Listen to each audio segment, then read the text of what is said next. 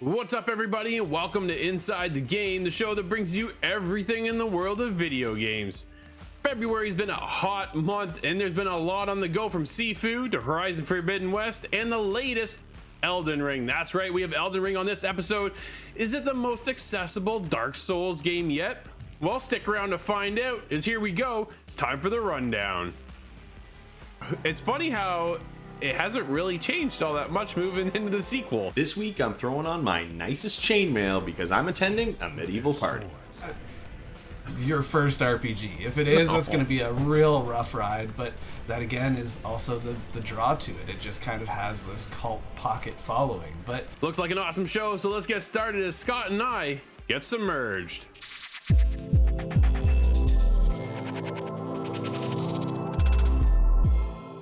Scott, we're heading to Hidden Depths.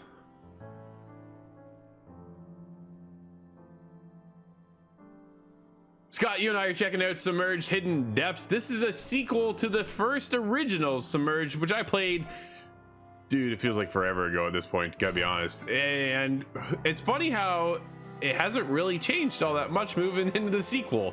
I feel like I'm still playing Submerged 1.5 moving forward, and I was kind of disappointed. I'm gonna be honest, man. This isn't exactly the innovation going into a sequel that I was really hoping for. Moving forward, brother and sister, and that's funny because I'm looking back on, did you get your brother at the end of the first one? Spoiler for like a 6-year-old game now, or 5-year-old game. And if I do recall correctly, that is how it goes, and it starts right off after that, and it's your brother and sister. You're much older now. This is a sequel. I wanted to see the innovation move forward, bring in some voice acting, not some kind of like mumbo jumbo like Sims, right? And then the dialogue pops. I'm like, I just feel like we're past that stage now, especially in the technology that we're at with today, that this could have been brought up to the next level. Graphically, I think it looks okay. It isn't mind-blowing, but it feels like, again, it's something I played. This feels like that 1.5. I found it to be, well, quite repetitive off of the start. So what you're doing is you're trying to find these little nexus, and you can grab this item and bring it to that nexus, and that's what clears that area up, and it turns more lush. All these little hollowed kind of people around kind of become, they don't really spring to life, but they kind of are cleansed, and that's a bit satisfying. But when you go to actually get through this nexus, it's a bit of a bit of a lackluster kind of adventure, because you're taking this boat around, and I thought that was an interesting part of it. But when it comes to each nexus, to climb a skyscraper, let's say, it's very basic, and there's really only one path forward, and it's highlighted with red, almost the same way that Mirror's Edge is, but there's a far fewer options that you have, so there wasn't much of a difficulty to it. Not at all. It feels very old school mentality in the design of this game, right? And I think that's what it shows, that it hasn't really pushed the innovation moving forward. Now, coming off of Horizon Forbidden West, I know, completely different game, but what they used in that game was the ability to then right click the analog stick as you're climbing, and it would highlight sections of where you're able to climb. Right? Oh, okay. Innovation moving forward is kind of what we're at. Dude, play Assassin's Creed. You can climb almost anything in that game, and you don't need to see which path you can go. You just go. It looked kind of similar, actually, the way the climbing works. It's almost the same animations as what you'd expect from an Assassin's Creed, but I hear what you say about that old school design, because it kind of has a clunkiness to it that I have to comment on. When you're trying to get to a ladder, again, a bright red ladder, you know you're supposed to be there. But if you don't approach it completely face on, sometimes it gets hung up and your character kind of gets stuck, and that wasn't so good. And I had another experience, because you have to bring this, call it a seed, you have to bring that to the Nexus to purify it, and I'm gonna try and hit an elevator, but I'm on the wrong side of the switch, so I just watched the elevator rise into nothing for no reason. That was just a little bit frustrating, because when something simple like this, I think, okay, well, I'll go fast, I'll speed run it. Yeah.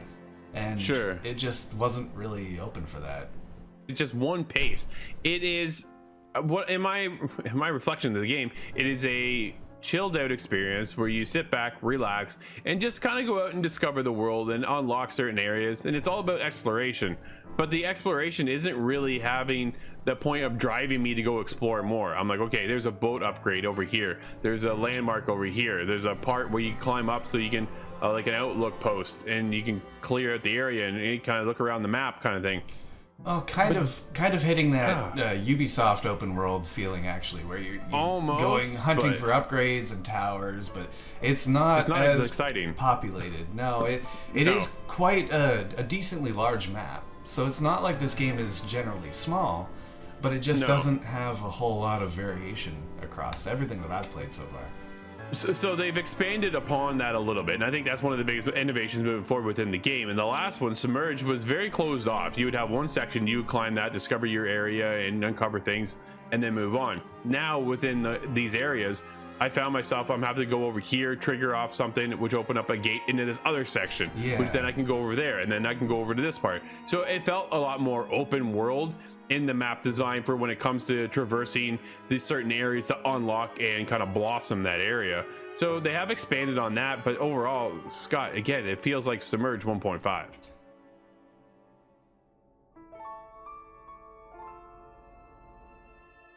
Well, Scott, I feel that Submerged Hidden Depths is just not that deep in the end, and for me, it's a recommend or not recommend, and I can't really recommend the game. It just seems too dull and uninspired with no gravitational pull to a story. For me, buddy, it just doesn't cut it. What about you?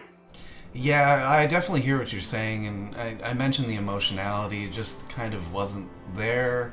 I wanted a little bit of more difficulty, but again, it just wasn't very complicated, and it never really varied off of its first kind of core exercise. So that one is unfortunate. I can't recommend this one.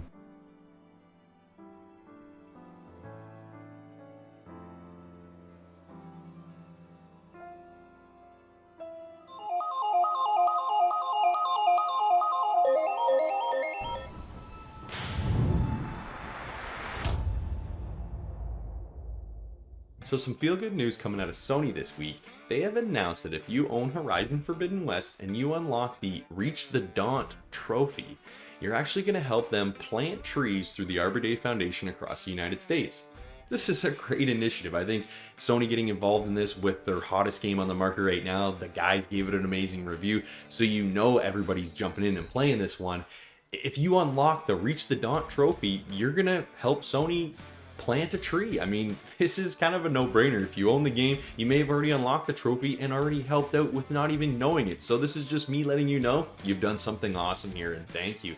And Sony's just kind of nailed this one, being able to, take their hottest game out right now and have all this, huge player base of people that are jumping in and grabbing this game. And a lot of these people are going to want to be involved in an initiative like what the Arbor Day Foundation's doing. So I think Sony kind of just jumping in and getting involved and having this partnership is gonna show and kind of empower gamers to maybe search for this trophy and make sure they get this one first, because they know what the result of that's gonna be. And honestly, I think Sony's really got this one, and the fact that the Arbor Day Foundation is partnering up with them too is amazing. It's cool to think that you're gonna unlock a trophy and plant a tree.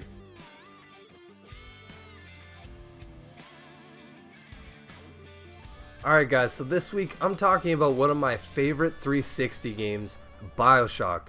And why I'm bringing BioShock up is because as of late, we just found out that Netflix has partnered with Take-Two Interactive to bring BioShock and turn it into a movie.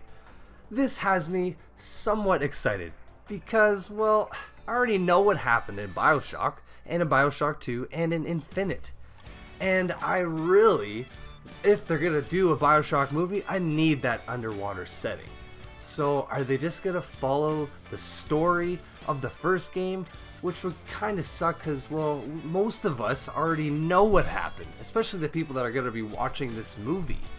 So I don't know, what do you guys think? Because I'm a little skeptical about this one. I really love BioShock and I would love to see it done with justice. But just the fact that the story has already been given away, I don't know if I could get away with watching this and still being struck with that suspense and shock factor after already having played the games. So let me know what you guys think at insidethegame.ca or on our Discord, because this is another movie that I'm sort of skeptical about, and I would love to know your opinions.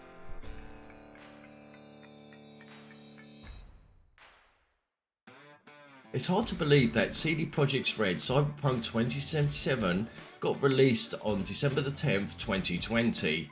It feels such a long time ago, but unfortunately it was very anticipated before release and a lot of hype, but then when it did drop, it didn't get very good reviews as the game was unfinished. It had glitches, bad performances, and this was supposed to be for Xbox, PlayStation 4, Stadia and PC.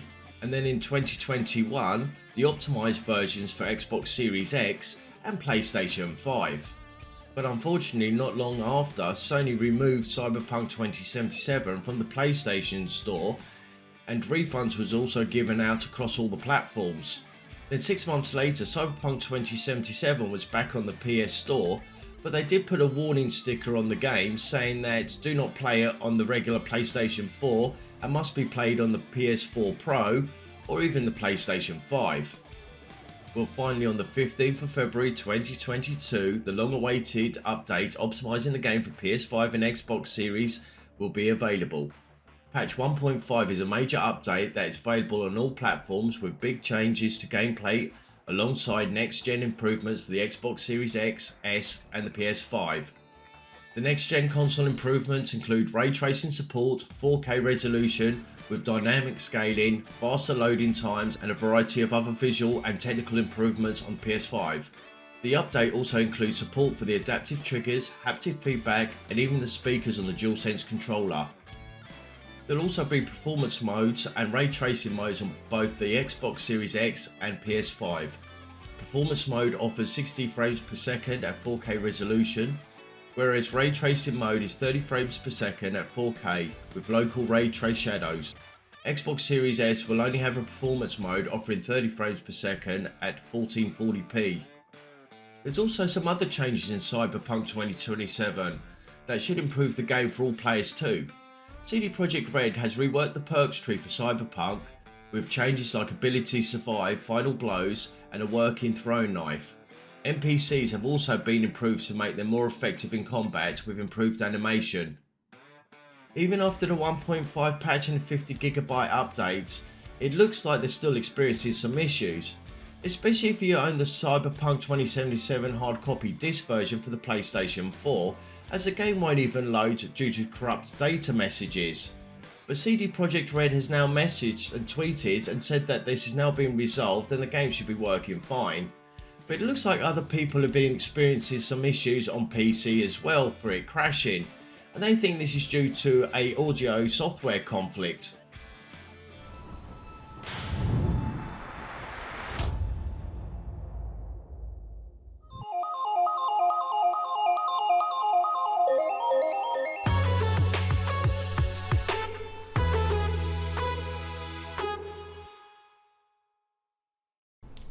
Well, guys, we have an interesting topic this week. Adam came up with our topic from the show.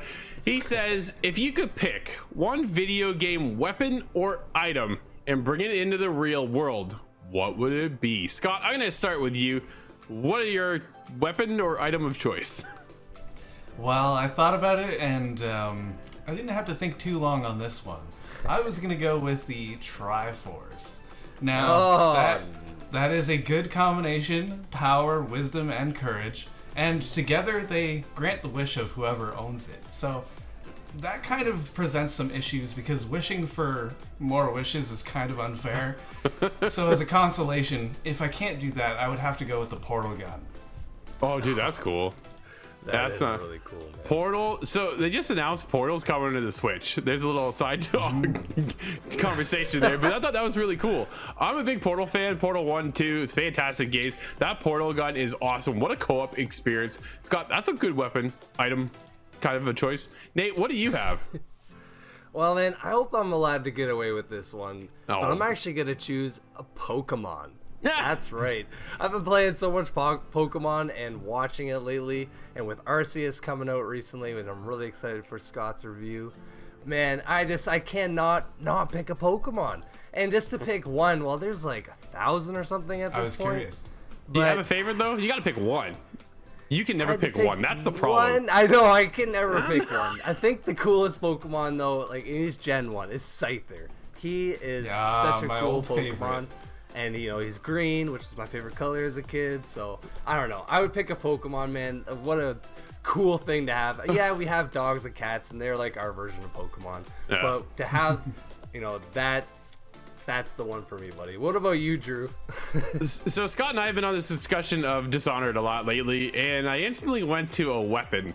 And then I kind of retracted my thought. I was going to go with the Spring Razor. So if those who don't know, this is very, very wrong. You toss out this little kind of weapon thing and it hits the ground like a grenade, and then it just goes and shreds whoever walks through it. So after retracting that thought, I went to what I just finished up was Horizon Forbidden West. And in that skill tree that you work towards, you select your ultimate ability, in a sense, as a Valor. And I have the ability as an infiltrator, because I'm a big stealth guy, to go cloaked. I am invisible to the enemies, and I could be a fly on the wall like that conversation with Microsoft and Activision. Just saying, I could have been there. That's my item of choice. Let us know, do you have a weapon of choice or an item? What a crazy discussion this one is. InsideTheGame.ca. This is bad. Every time Scyther's Fury Cutter hits, the damage to Pikachu is double. They can't win. Oh, Pikachu! Pikachu is unable to battle. Scyther wins the round.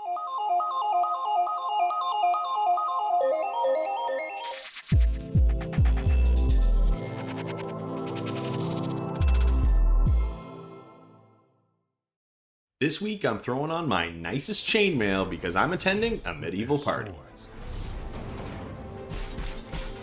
With their horses. And their bazooka? Night Squad 2. The 8-player dungeon brawler returns. With an array of new game modes. This week I'm checking out the medieval party game Night Squad 2 from Chainsawsome Games. This game is a ton of fun. It reminds me of kind of like the Bomberman style party games. We get a top-down look at the arena and we're running around there. There's a bunch of different colored knights battling it out in a pile of different game modes.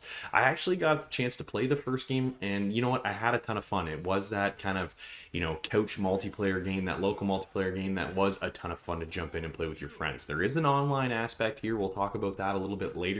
But my first impressions of this game were really good. I love the graphical kind of enhancement compared to the first game, and we were kind of getting, a better color palette overall. This game was really pleasing to look at. The colors really popped. It was almost neon at points, some of these colors, but they did a good job of just kind of laying this game out a little bit better than the first one was laid out. This one was just kind of done in a way that was a little more pleasing overall. The UI was really nice, and it was really easy to get into. So like I was saying, there's a ton of different game modes in this, whether it be online or local couch co-op. And really, let me just preface with saying that this game really did feel like this is a couch co-op game. I mean, you're going to play it online with friends as well, but this is a game that you're going to have a ton of fun being able to sit on the couch with your friends and battle this one out, whether it's, with your friends and a bunch of bots, if you've got 8 people that can play this game, or if you're playing online with other people. And let me just say, I did have a tough time getting into some of the online lobbies with people other than just bots. I mean, it took a little while for a couple of the games to really populate the lobby with real players, and even then I still didn't get a full lobby of 8 players. But at the same time, you can change the difficulty of the bots before the game, so you have the option to kind of increase things as you go. I did spend a lot of time just playing solo against bots to kind of get a feel for the game again, because it has been a while since I played the original. There are so many different game modes. We have, Protect the Grail, Domination, Battle Royale, there's free-for-all, duos, quads. There's all kind of different styles of game modes, and then all the maps are a little bit slightly different, and you can get different power-ups and kind of things all along the way, and that's all customizable as well. So you can make your own custom games, which I thought was really cool.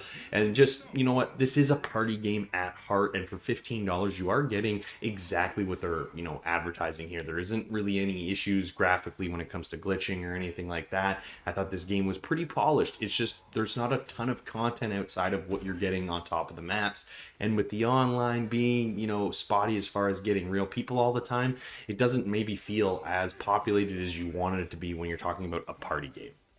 one thing I really did like is all the different knights you can unlock and choose from right from the beginning of this game.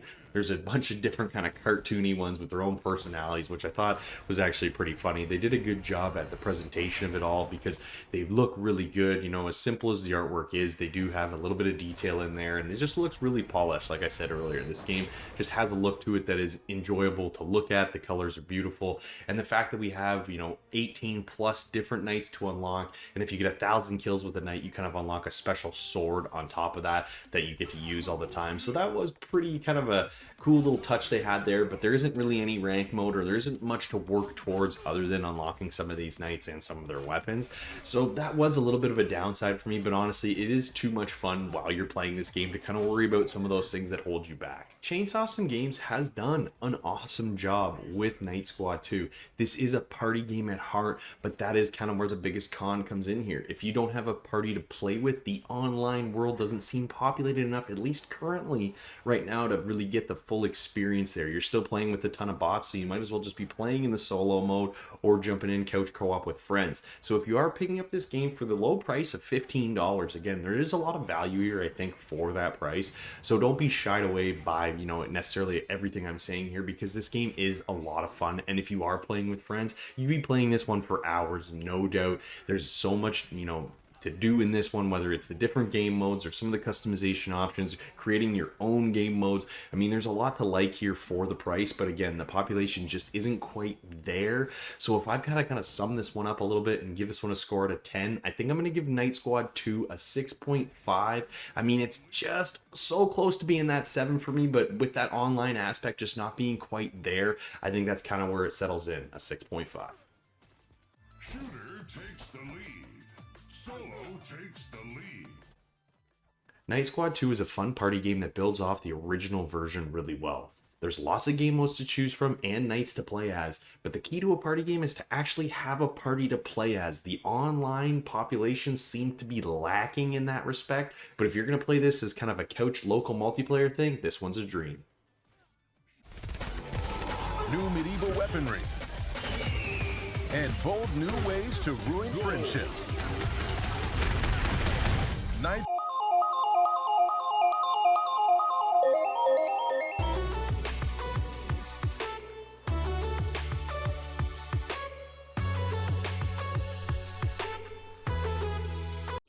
Scott, one thing is on our mind lately, and that's what Ubisoft has been up to with some of their titles. We are questioning what's going on in the world of Ubisoft, as they've announced a lot of things, and a lot of things early. Dude, why don't you kick things off with Skull and Bones and our concerns with the future of Skull and Bones?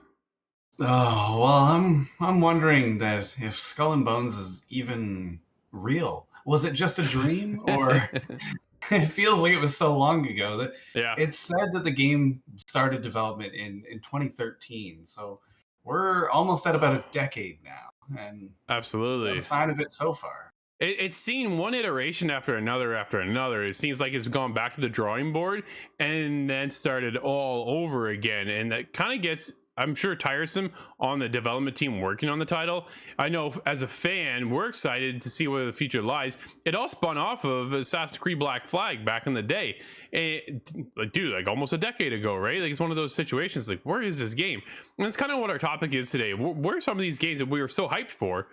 Were they just announced maybe too early, Scott? That's definitely one that we were looking forward to years ago, and to this day have yet to see anything else coming around the corner. One other title, Scott, that was well announced way back, and the first one was released in 2003.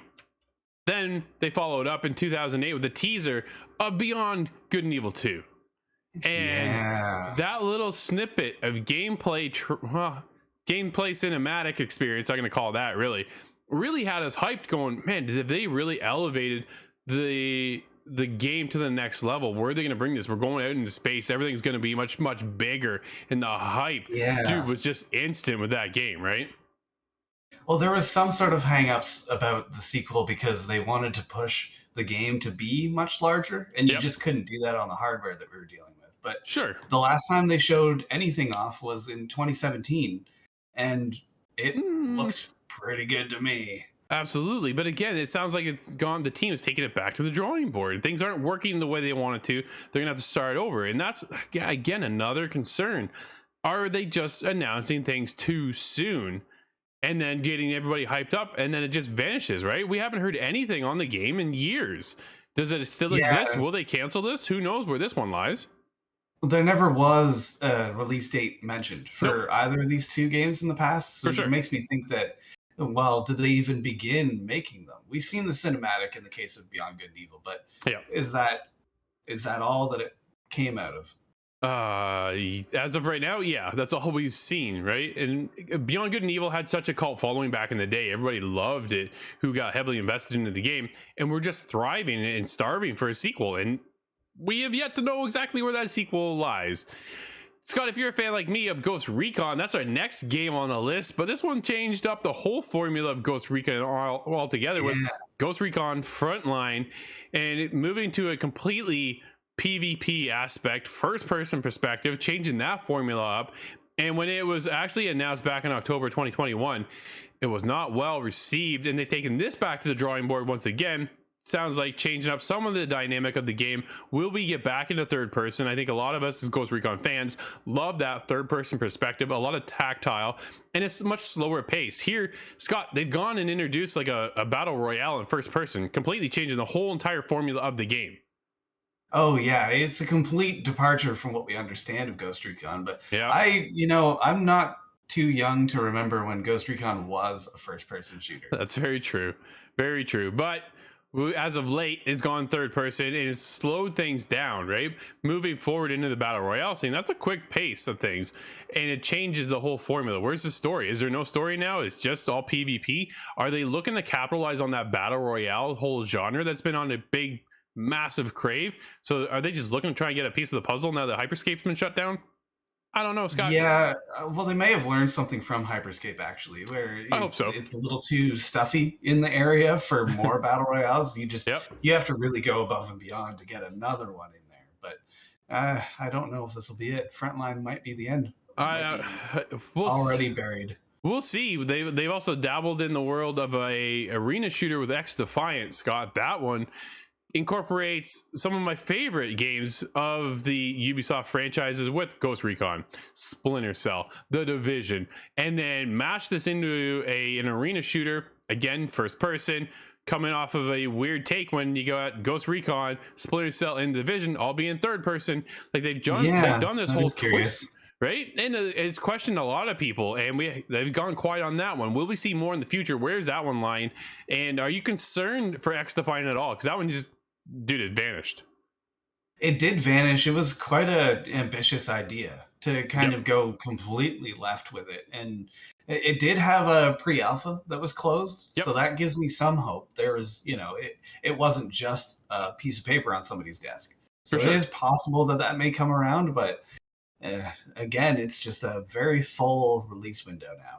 Absolutely, and we're just kind of waiting to see where that lies for all of Ubisoft titles. That's the biggest thing. We're huge Ubisoft fans here, so our concerns are just they're met with worry now at this point, Scott, because we don't know, and we're waiting to hear more on the Division Heartland as well. Dude, we don't even have any footage on this thing. All we've got is a graphic image, and we're just kind of waiting. We've heard that there's rumblings that it's actually out there somewhere. This is their free-to-play take on the Division, dude. Really? I'm kind of shocked. I'm really shocked. One that gets me even worse than that is we've been talking about Ubisoft, but are these Ubi lost to the sands of time? You did it. Well done, my friend. That's right. The last one we're talking about is the Prince of Persia Sands of Time remake. This was first shown in 2020. Since then, they said they are reworking a lot of it. I know a lot of it wasn't met with well reception. And dude, if you caught one thing, Scott, throughout this entire discussion, is that all of these titles that have been announced haven't been met with high expectations from the fans. They've been met with worry and concern, and that I don't doubt that they can prove us wrong. But what they showcased didn't get anybody hyped, and I think that's the biggest worry moving forward. Where are these titles? What's going on with them? And dude, what's the state of Ubisoft right now? Yeah, well, they are prioritizing a lot of the other big mainline entries, and I guess that it just is a calculated risk. If nobody's really excited for it, well, that's not a very good sign. You don't want to spend years and $1 million developing this game if No. it's just not going to go anywhere. Absolutely. Let us know at InsideTheGame.ca. Are you worried about Ubisoft, or are you excited for some of these games?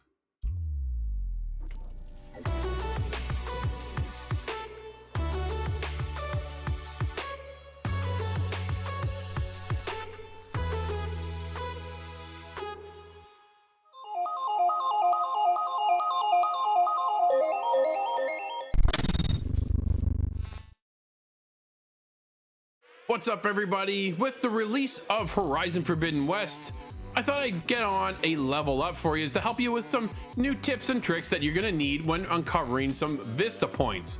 That's right, these are these challenging little digital images that are portrayed throughout the world, and you need to line them up in the correct spot, and I've got one for you that starts off early in the game. This Vista point can be found near Barren Light. There's a campfire nearby with the rock Barren Light labeled right on it. If you find the metal structure, this will start the indication of the Vista viewpoint. From there, you need to find the location that will match the silhouette of the digital image. Where do you find this? Well, it's quite simple. Follow upstream with the river, and this will take you to a decrepit bridge.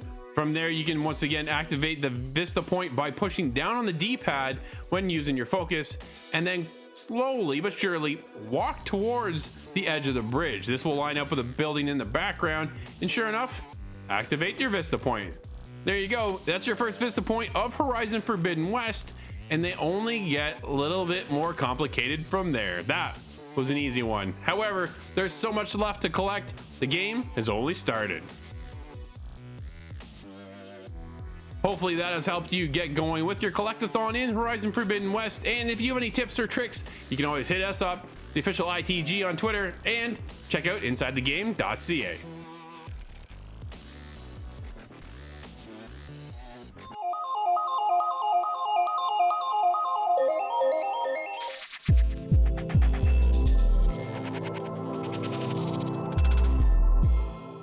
One ring to rule them all. This is Elden Ring.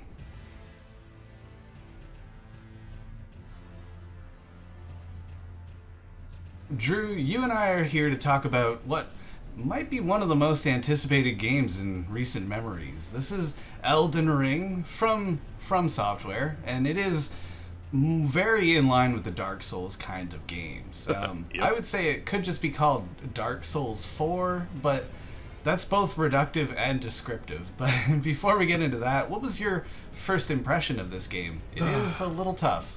Well, okay, so first of all, I am not a Dark Souls player. Everybody knows that. Scott, you know that. My friends know that. Everybody who watches this show knows I don't play Dark Souls. From Software literally said this is probably the easiest one to get into. Dude, I'm pumped, right? I'm like, okay, cool. Here we go. This is my chance to get into this game, get into the world, understand why everybody loves these Dark Souls, bash your head into the wall mechanics over and over and over again.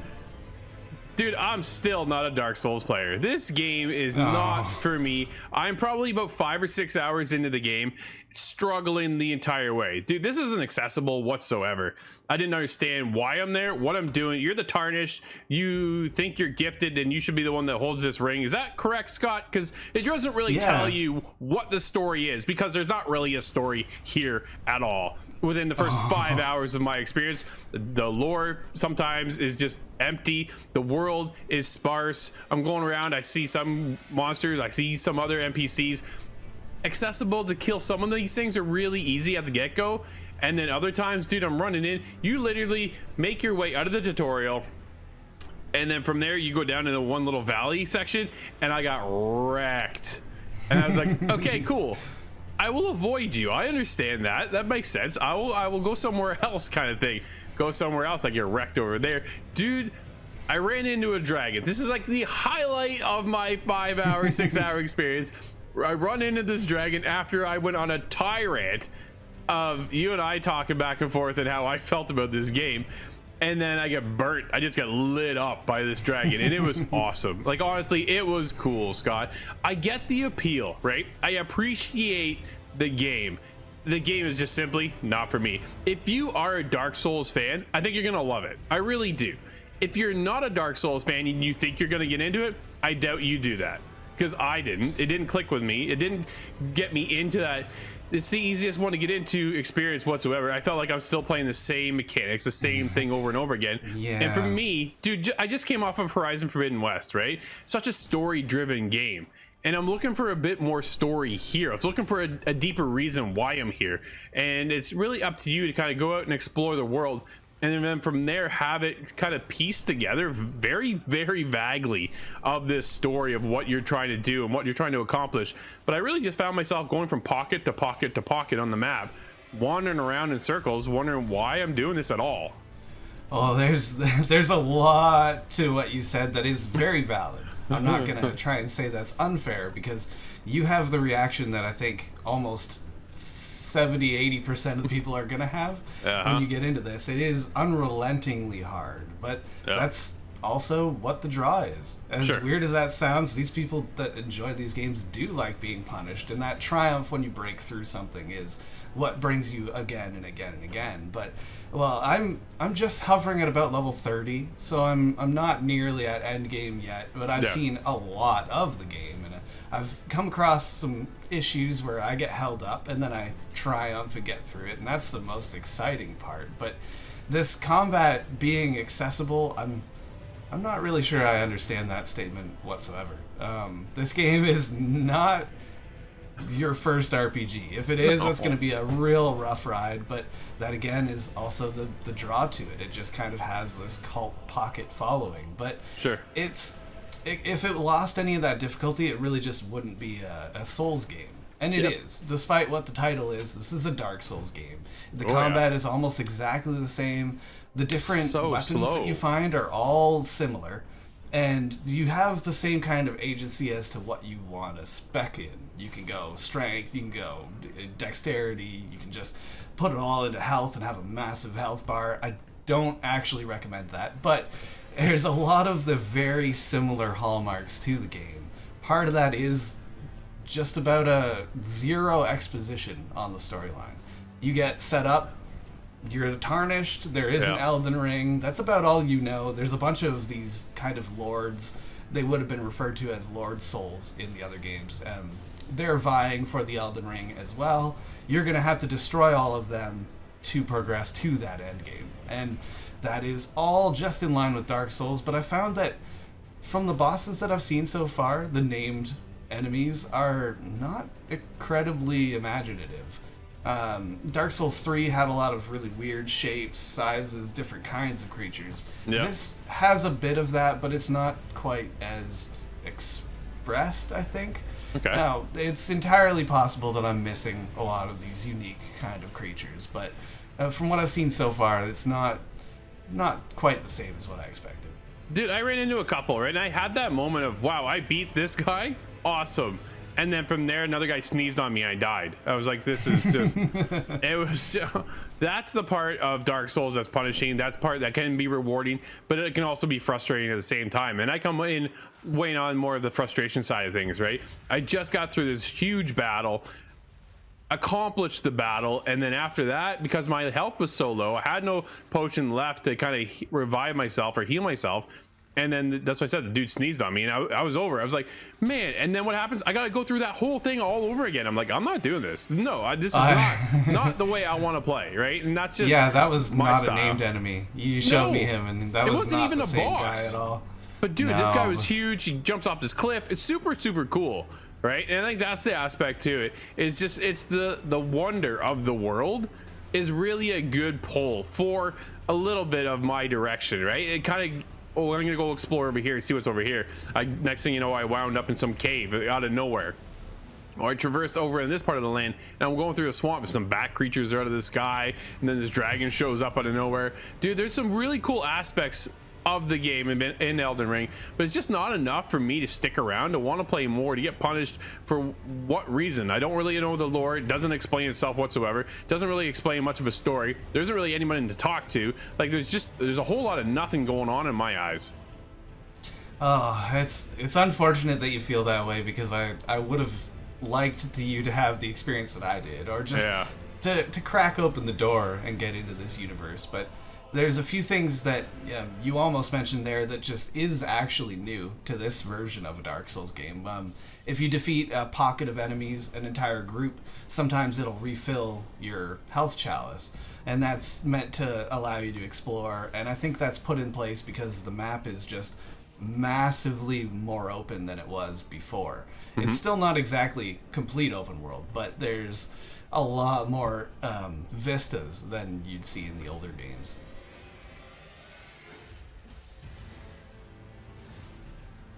Scott, I think we're ready to score, and I think we're kind of on two different perspectives here. I'm coming from someone who's looking to try and get into this game, and it's just not there. They said it's accessible. It's really not. So if you're a fan of Dark Souls, I think you'll love this game. If you're not and you're trying to get in, I still don't think you're going to get in. And for me, that's kind of sucks, honestly. And it's just, the story's not there. There is no story as far as I can see after being in the game for 6 hours, and it's just not enough to keep me around. For me, dude, the mechanics work. The game is great to a certain aesthetic for some people, and I got to give it props for what is there. And I think that's what kind of weighs on my score. For me, puts me at a 7. How about you?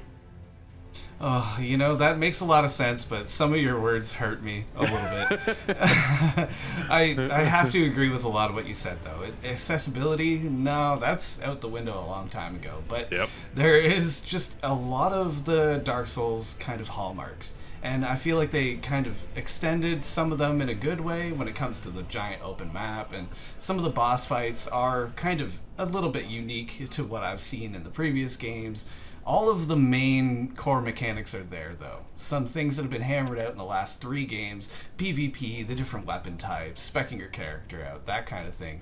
So if you do like Dark Souls, any of the 3, or even Sekiro, although it's quite different, this is definitely going to be a game for you. I was blown away by this one, but again, I do hear you on the difficulty, though. I have to give this one a 9 out of 10. It's just about perfect.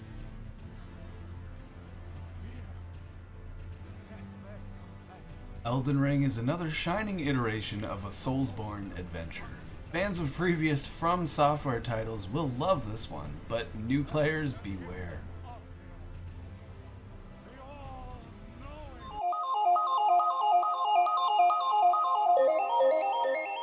Well, thank you for hanging out with us. This has been another episode of Inside the Game, the show that brings you everything in the world of video games.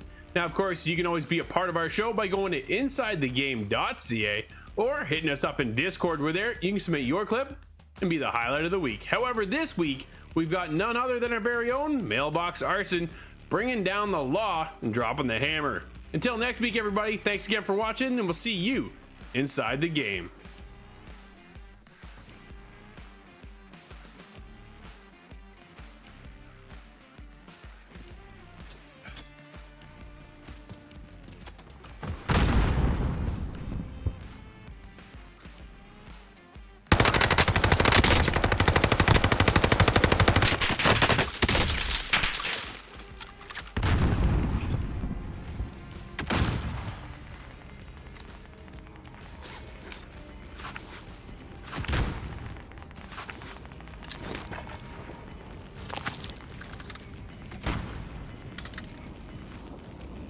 Gas is closing in.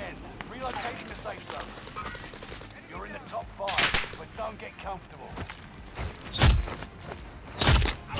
All enemy teams are wiped out. You did it, operatives.